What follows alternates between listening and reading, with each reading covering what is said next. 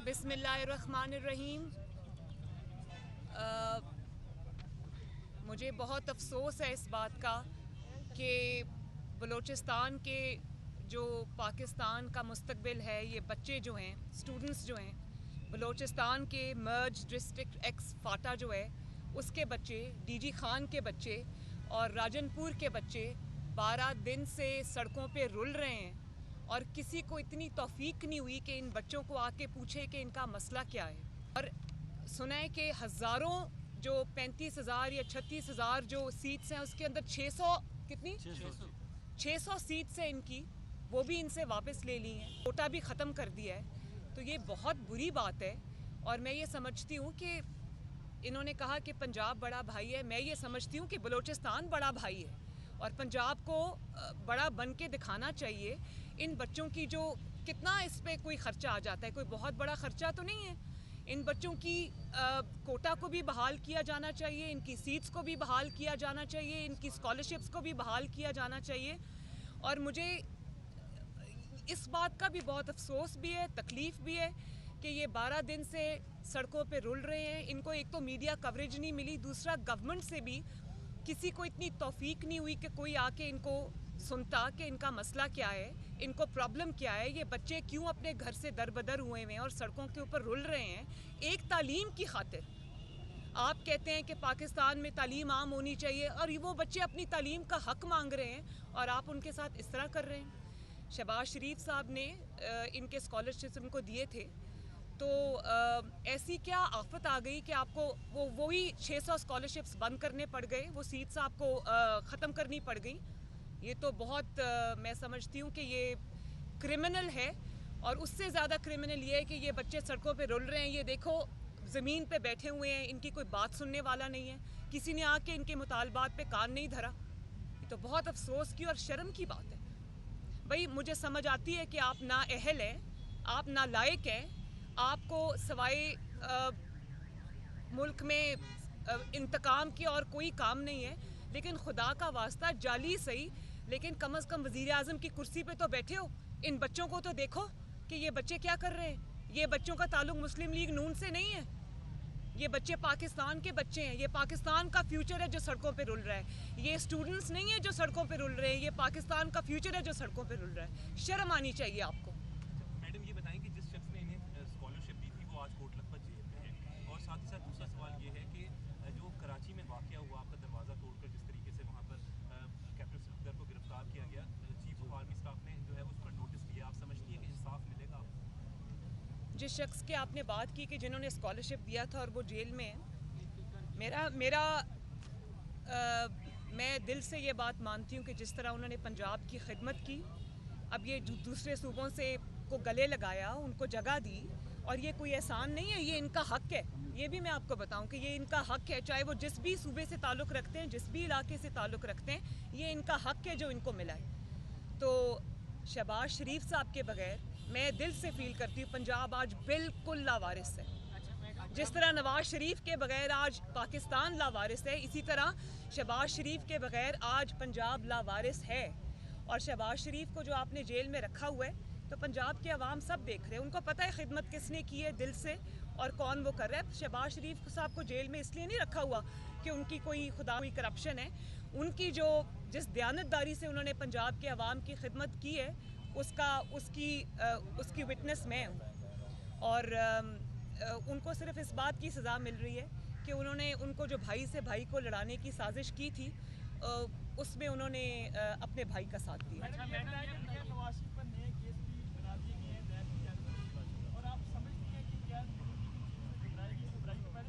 भाई जितने केस बनाने हैं बना दो, जितने केस बन चुके उससे ज़्यादा केस तो नहीं बन, अब जितने केस बनाएंगे ये कालक अपने ही मुंह पे मलेंगे। अच्छा मैडम, नवाज शरीफ साहब ने गुजरांवाला जलसे में 11 बार जनरल बाजवा और अस्करी क़यादत का जिक्र किया।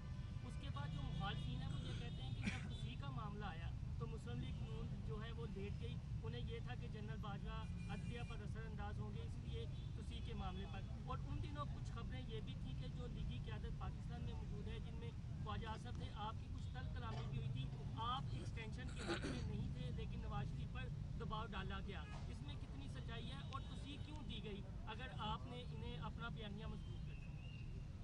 देखें, ये बात ऐसी है जिसके ऊपर मैं अभी कुछ नहीं कहना चाहती। मैं पार्टी डिसिप्लिन की पाबंद हूँ, लेकिन हालात और वाक़यात ने ये बात साबित की है कि अगर कोई फ़ैसला गलत भी होता है तो भी उसके जो असरात हैं वो कौम के सामने आना शुरू हो जाते हैं। तो इससे ज़्यादा मैं इस पर कुछ नहीं कहना चाहती। मैं पार्टी डिसिप्लिन की पाबंद हूँ। मैं उस बात से एग्री करूँ या ना करूँ, लेकिन मैं पार्टी डिसिप्लिन की पाबंद हूँ। बच्चों का जो स्कॉलरशिप जो है ना खत्म हो गई है, इसका जो मैसेज बलूचिस्तान में है वो जा रहा है, वो बहुत गलत मैसेज कर रहा है। आप परसों कल जा भी रही हैं, कोयटा पीडीएम का जलसा है, तो उस पीडीएम के प्लेटफॉर्म पर भी हमें जो है एक मजबूत आपको आवाज़ बनना चाहिए ताकि मैं इंशाल्लाह जो क्वेटा में जा रही हूँ, कल मेरी फ़्लाइट है, परसों जलसा है। मैं पूरे पाकिस्तान के सामने भी इनका मसला उठाऊंगी। और मैं यहाँ पर किसी सियासी मकसद के लिए नहीं आई। बहुत सारे एहतजाज होते हैं, मैं नहीं आती क्योंकि मैं समझती हूँ कि ये कोई सियासी शो नहीं है। लेकिन मुझे दिल से इन बच्चों की तकलीफ़ थी। मैं इनको सोशल मीडिया पे फॉलो करी थी क्योंकि मेन स्ट्रीम मीडिया ने तो दिखाया नहीं। शायद उनको मना किया गया होगा कि इनको बच्चों को नहीं दिखाना, क्योंकि इससे ना सिर्फ इनकी नाअहली साबित होती है, इनकी एपैथी साबित होती है, बल्कि ये भी साबित होता है कि आपको इनकी परवाह नहीं है। तो जब मैंने देखा कि इनका कोई सुनने वाला नहीं है, वो 12 दिन से अपने घरों को छोड़ के रुल रहे हैं सड़कों पे, तो मैं खुद इन्होंने मुझे नहीं बुलाया, मैं खुद आई हूँ इनके पास। तो इनका मसला मैं इंशाल्लाह बलूचिस्तान जाके भी उठाऊंगी। अच्छा मरियम साहिबा, एक बताएं कि आप एक वो पहले एक मरियम साहिबा बता दें मरियम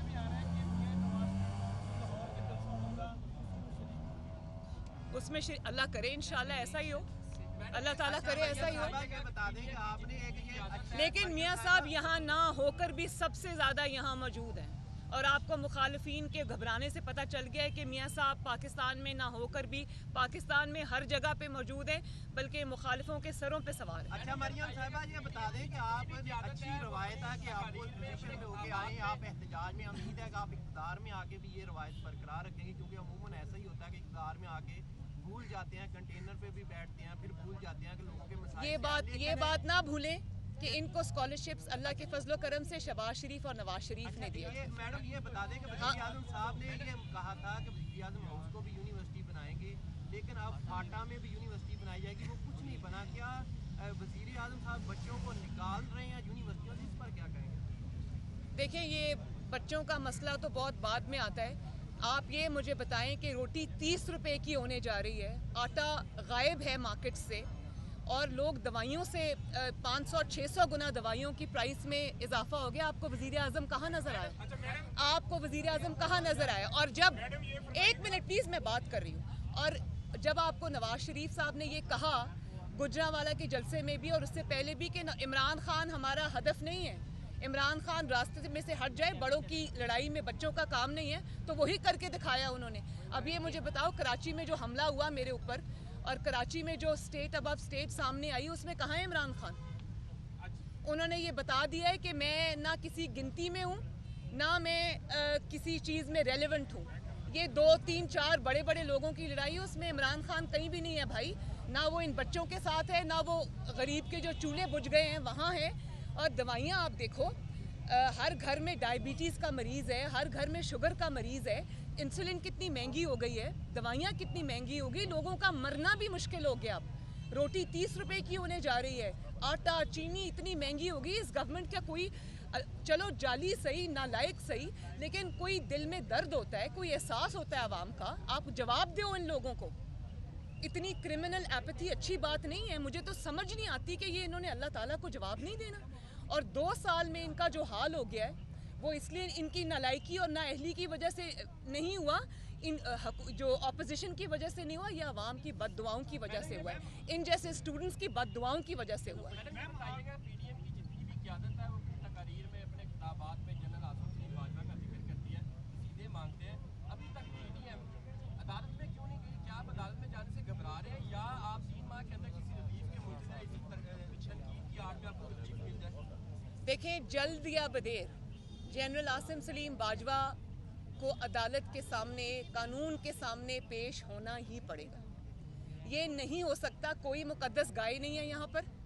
अगर नवाज शरीफ एक 3 दफ़ा का वज़ीर आज़म एक झूठे मुकदमे के अंदर अपनी बेटी समेत अदालतों की 200 पेशियों की वो 2 सेंचुरियाँ बना सकते हैं, आवाम के सामने, और क्योंकि इलेक्टेड हैं, लोगों को जवाबदेह हैं, तो लोगों के सामने जानते हुए भी कि ये इंतकाम था, अगर वो पेश हो सकते हैं, अगर हम सब पेश हो सकते हैं, तो आसिम सलीम बाजवा को कौन से सुरखाब के पर लगे या वो कौन से आसमान से उतरे कि उनको वो कानून के आगे पेश नहीं हो सकते? और सिर्फ एक मुशीर के ओहदे से या SAPM के ओहदे से मुस्ताफ़ी हो जाना ये काफ़ी नहीं है। आप न सिर्फ ये कि CPEC की अथॉरिटी से, और बल्कि आपने इम्यूनिटी क्लेम कर ली। क्यों? क्या है ऐसा छुपाने के लिए? आप कौन सा आसमान से उतरे कि आपको इम्यूनिटी दी जाए? आपको नैब से इम्यूनिटी दी जाए, आपको कानून और उससे अदालतों से इम्यूनिटी दी जाए? क्यों? आपने ऐसा क्या किया जिसकी पर्दादारी है? आपको जल्द या बदेर, आज तो ये इमरान खान के पीछे छुपे हुए हैं ना, और रिटायर होके भी फ़ौज की वर्दी के पीछे छुपे हुए हैं, लेकिन मैं आपको एक बात बता दूं, जल्द या बदेर आपको कानून का सामना करना पड़ेगा, जवाब देना पड़ेगा, पाकिस्तान के अवाम को जवाब देना पड़ेगा कि एक छोटी सी तनख्वाह पे रहते हुए आपने अरबों रुपए के असासे कैसे बनाए। आसिम सलीम बाजवा से इकामा का जवाब नहीं मांगा जा रहा, आसिम सलीम बाजवा से कोई उनके ख़ानदानी बिजनेस के बारे में जवाब नहीं मांगा जा रहा, उनसे जवाब मांगा जा रहा है कि एक हम्बल बैकग्राउंड से होते हुए आपके ख़ानदान ने अरबों खरबों के असासे पूरी दुनिया में जो फैले हुए वो कैसे बनाए। और ये सवाल करना हमारा हक है, ये सवाल करना पाकिस्तान के अवाम का हक है। आज आप छुप सकते हैं, कल आपको छुपने का मौका नहीं मिलेगा। एक उनको बोल लेने दें। PDM के जो जलसे हैं उनका असल जो है मुखालिफ कौन है? आप कहते हैं कि इमरान खान हमारा हदफ नहीं है, क्या ये हुकूमत को आप गिराना नहीं चाहते? ये नहीं समझते आपके इन जलसों से इमरान खान की हुकूमत ज्यादा मजबूत हो रही है? अगर ऐसा नहीं है तो किसके खिलाफ है जलसे? कैसे मजबूत हो रही? मैंने तो जो कराची में हुआ है उससे ये पता चल गया है कि हुकूमत में असल में कौन है। तो इमरान खान तो हुकूमत में है ही नहीं, उसको तो एक डमी बना के कुर्सी पे बिठाया हुआ है। आप देखिए वो डमी भी गायब है 3 दिन से। इंसान अपने ओहदे की कोई लाज रख लेता है। तो ये कंट ने ये चीज़ वाजे कर दी है कि नवाज़ शरीफ साहब ने जो बात की थी स्टेट अबव स्टेट, और नवाज़ शरीफ साहब ने जो ये बात की थी कि इमरान खान सिर्फ मोहरा है और कुछ नहीं है और वो मेरा हदफ नहीं है, तो वो बात तो उन्होंने खुद ही, नवाज शरीफ ने तो सिर्फ बात की थी, आपने उसका अमली मुजाहरा खुद ही कर दिया। कौम को बता दिया कि स्टेट अबव स्टेट क्या होती है, कौम को बता दिया कि हुकूमत से ऊपर की हुकूमत क्या होती है।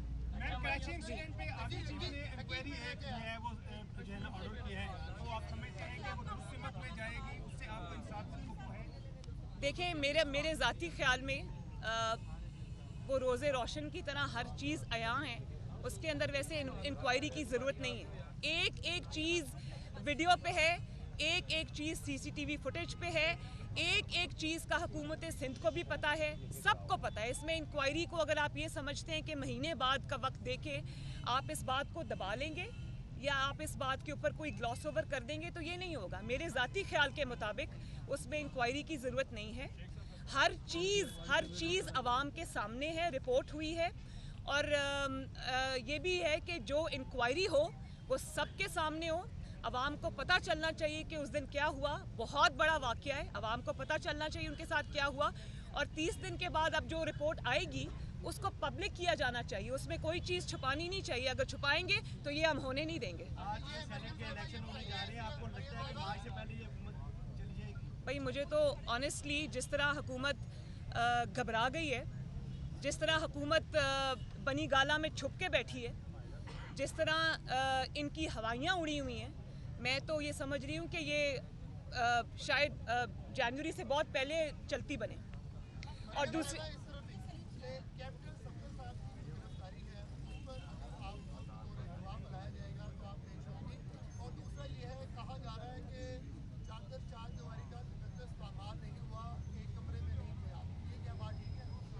देखें, ये जो आपने 2 सवाल किए, मुझे गवाह के तौर पे बुलाया जाएगा तो मैं ज़रूर पेश होंगी, लेकिन जो गवाह के तौर पे जो गवाही मेरी उनको चाहिए वो सारी इन्फॉर्मेशन उनके पास है। मुझे उसमें बुलाएंगे तो मैं ज़रूर जाऊंगी। कौम के सामने भी बात रखी है मैंने, उसी दिन प्रेस कॉन्फ्रेंस में एक डिटेल रखी है। और ये जो बाकी आपने बात कही है, अब बताएं कि इस तरह की जो इस तरह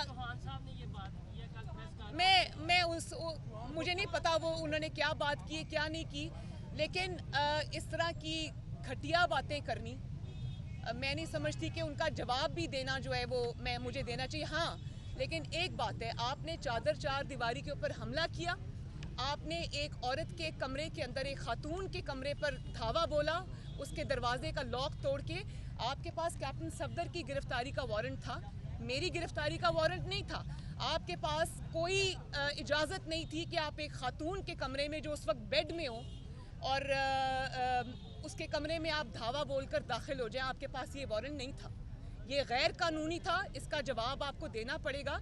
और मैं मरियम नवाज़ नहीं हूँ, मैं पाकिस्तान की बेटी हूँ, कौम की बेटी हूँ, लोगों की बहन हूँ, लोगों की बेटी हूँ। और अगर मरियम नवाज़ के साथ ये हो सकता है तो पाकिस्तान की कोई बेटी, पाकिस्तान की कोई बहन यहाँ महफूज नहीं है। और कौन सी रियासत है जो अपनी ही बेटियों के साथ ये सलूक करती है? सुना था कि जंगों के अंदर लोग इस तरह घरों में एंटर हो जाते हैं, हमारा दीन तो उसकी भी इजाज़त नहीं देता। वो तो वहाँ पर जंगों के अंदर जो दुश्मन से हो रही होती है उसमें भी हमारा दीन ये कहता है, हमारे नबी सल्लल्लाहु अलैहि वसल्लम का ये फरमान है कि औरतों और बच्चों के पीछे मत जाओ। तो जो रियासत अपनी बेटी के साथ ये सलूक करती है उससे आप और क्या एक्सपेक्ट करते हैं? और अब हुकूमती मशीर और हुकूमती तर्जुमान अपनी खिफत मिटाने के लिए वो ये बयानबाजी जो कर रहे हैं ना, वो अपनी खिफत मिटाने के लिए कर रहे हैं, क्योंकि वो कहीं नहीं है। उनको ओवर रूल करके, उनको कुछ ना समझते हुए ये ऑपरेशन किया गया। उनको तो पता ही नहीं था, वो तो छुपे बैठे थे पीछे। तो ये हुकूमत पे भी हमला है, ये याद रखना, ये जाली हुकूमत पे, अपनी ही जाली हुकूमत पे भी हमला है ये। तो वो खिफत मिटाने के लिए और क्या करें? मैडम बिलावल भुट्टो जरदारी की सपोर्ट को किस तरीके से देखते हैं, क्योंकि उनकी गवर्नमेंट थी, उसके बाद उन्होंने प्रेस कॉन्फ्रेंस भी की और कहा कि वो शर्मिंदा हैं कि ये सारा वाकया कैसे पेश आया। लास्ट में ये भी देखिए, मैं इस चीज़ को अप्रिशिएट करती हूँ। और जिस वक्त ये हमला हुआ था मेरे पे, मैंने उसी वक्त सोचा था कि ये पीपल्स पार्टी नहीं है। मुझे एक लम्हे को भी ख्याल नहीं आया कि इसमें शायद कोई पीपल्स पार्टी। उसकी वजह उसकी बहुत सारी वजूहात हैं। उसकी ये भी वजह है कि पीपल्स पार्टी जो भी है एक पॉलिटिकल फोर्स है और उनको पता है कि चीज़ों के क्या इम्प्लिकेशंस हैं। चार दीवारी का हम सब जो है, हम एक दूसरे की मुखालिफ ज़रूर हो सकते हैं, राइवल ज़रूर हो सकते हैं पॉलिटिकल, लेकिन हम एक दूसरे के कोई दुश्मन नहीं है, हम एक दूसरे की रिस्पेक्ट करते हैं। तो मैं ये समझती हूँ कि ये नहीं है। लेकिन उसके बावजूद बिलावल भुट्टो साहब ने ये बात कही, मुझे फ़ोन भी किया और वो गुस्से में थे जब उन्होंने मुझे फ़ोन किया। उन्होंने कहा मैं बहुत एम्बैरस्ड हूँ, और वो मेरे से ज़्यादा गुस्से में बिलावल साहब थे। और इसी तरह चीफ़ मिनिस्टर सिंध ने मुझे उसी वक्त फ़ोन किया। उन्होंने ये कहा, उन्होंने सारी डिटेल्स मुझे बताई जो कि इस वक्त मैं नहीं बता सकती, वो इंक्वायरी में ख़ुद सामने आएंगी। वो हैरान कुन डिटेल्स हैं और इस मुल्क में किस तरह से ऑपरेट किया जाता है उसमें वो साफ जाहिर है। तो मैं इंतज़ार करूँगी इंक्वायरी की रिपोर्ट का। लेकिन मैं इस बात को अप्रिशिएट करती हूँ कि उन्होंने न सिर्फ ये कि इस बात को बुरा कहा, बल्कि उन्होंने इस पर जो भी स्टेटमेंट्स दिए, बड़ी अच्छी बात है। तो फ्रैंकली जिन्होंने किया है, शर्मिंदगी का इजहार उनकी तरफ से होना चाहिए। हमारा एक सवाल है। जी बेटा, हमारा एक सवाल है, क्या हम ऐसे ही रोड पर बैठे रहेंगे या हुकूमत को, नून लीग भी PMLN की गवर्नमेंट, आपकी लीडरशिप कोई अल्टीमेटम देगी? मैं आज आपके सामने मैंने इनसे बात की है कि इनकी बात सुनो, इनको तवज्जो दो। आप लोग मेरी दुआ है कि जल्दी आपके मामलात सुने। लेकिन बेटा, इस हुकूमत से कोई उम्मीद ना रखना। इस हुकूमत की तरजीहात बिल्कुल फ़र्क हैं। मैं इस हुकूमत से अपील करके इनको लेजिटिमेसी भी नहीं देना चाहती, लेकिन फिर भी अगर किसी के सीने में दिल है, किसी को कोई थोड़ा सा भी एहसास है, तो खुदारा इन बच्चों की बात सुनो, इनके मुतालबात को मंजूर करो। इनके मुतालबे कोई बड़े मुतालबे नहीं हैं, इनके बहुत लेजिटिमेट और बहुत बेसिक मुतालबे